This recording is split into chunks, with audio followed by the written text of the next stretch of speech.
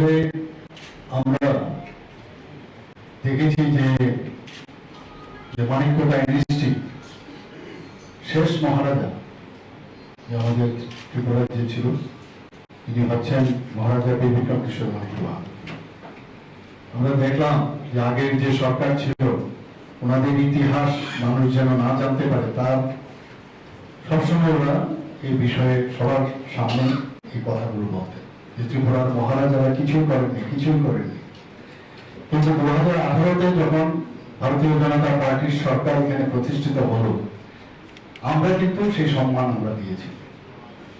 আমরা সম্মান দিতে জানি, এবং বিশেষ করে আমাদের মাননীয় প্রধানমন্ত্রীজি সবসময় যারা এই দেশের জন্য কাজ করে গেছেন, যাদের ইতিহাস কখনো ভোলার নয়, তাদেরকে স্মরণ করার যে রীতিনীতি, সেটা আমরাও বিশ্বাসী এবং সেইভাবে কিন্তু আমরা কাজ করে গেছি।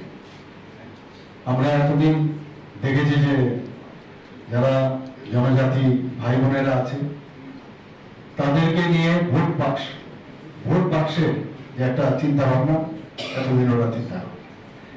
আমরা এসে দেখলাম যে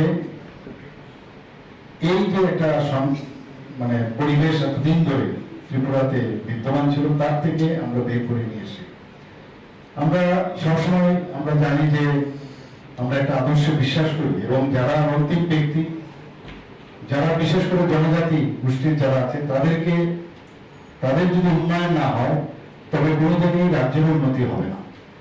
তো আমরা সেই দিশায় কাজ করছি, এবং আমাদের মাননীয় প্রধানমন্ত্রী যে আপনারা সবাই জানেন যে একজন জনজাতি, উনার উদ্যোগে জনজাতি মহিলা আজকে ভারতবর্ষের রাষ্ট্রপতি।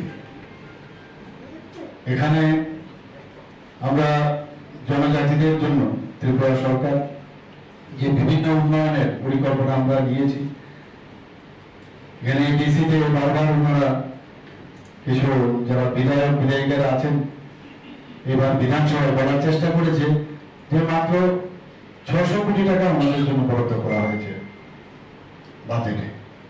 কিন্তু ওনাদেরকে আমি তথ্য নিয়ে আমি বলেছি, সেরকম আমাদের যে 49 যে লাইন ডিপার্টমেন্ট আছে, সেখানে আমরা প্রায় 5000 কোটি টাকা আমরা জনজাতির উন্নয়নে এডিসি এলাকায় আমরা কাজ করেছি।